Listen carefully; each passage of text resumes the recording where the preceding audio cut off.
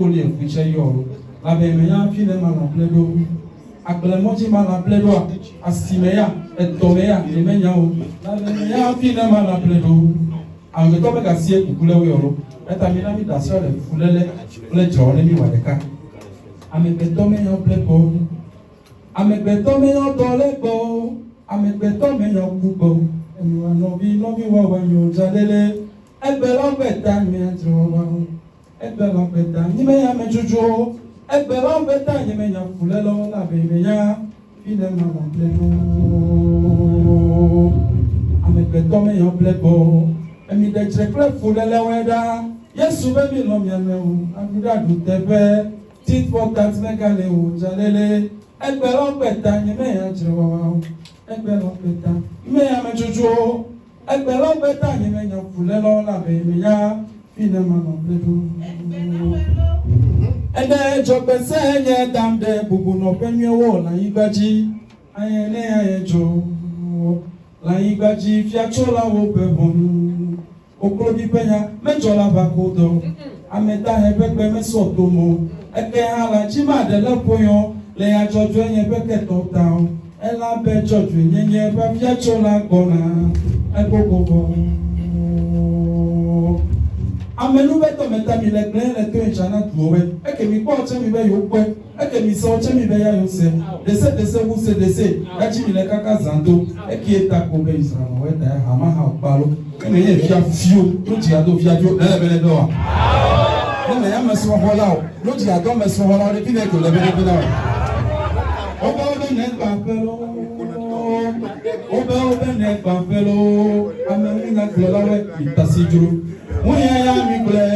ya mi ble fa mi ble mpete mi tom chapete ne me ba ye me su kokwe wono si fia yo nyeme ape fi ya twa me na pe fi yin to nyeme we ya le kiewa awuye ya zo afoko amedo dada bo awuye ya zo kaba amedo to le yi ka kene nyebe ye ho wale nyate pie na jekodo ayi gbaji bom trolawe nyato ko mefa agbeme na memele nwo de wonya zozo o me no bebe ga no wonye o agbeme na memele nwo de wonya zozo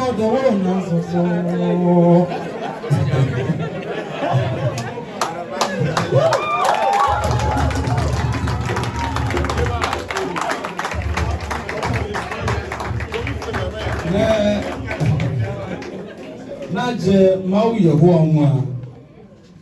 on the 5th of January. But you know, Banto Punk Katon Park, Blau and you are Mount Pam and Robeta, never high you, Utuka. Alaba, but you are much of Sin Popoya, Mata Pele, Nakata, Yamehu, Taplache, a support the Uchunia Haji, Pocomaja. Apa ikon apa pejiruban tu apa le maklum namanya ye anye nyebabla bebo atong lah haji. Ada macam asyik kau ya pedam le yang manager lombiri ami mampu asyik top from le tak lagi ni haji jipa dulu katang mau ni rau elom.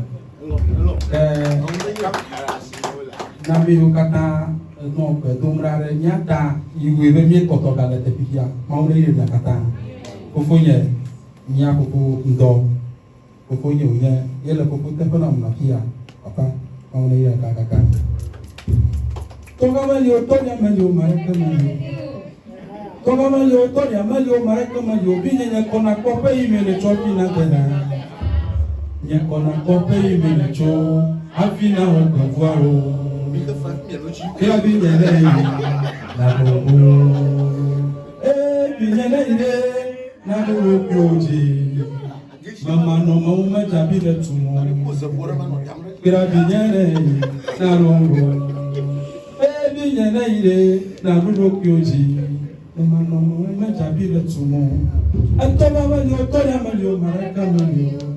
toga mali otoria mali o maraka mali o binyere kona kope imene cho akina dena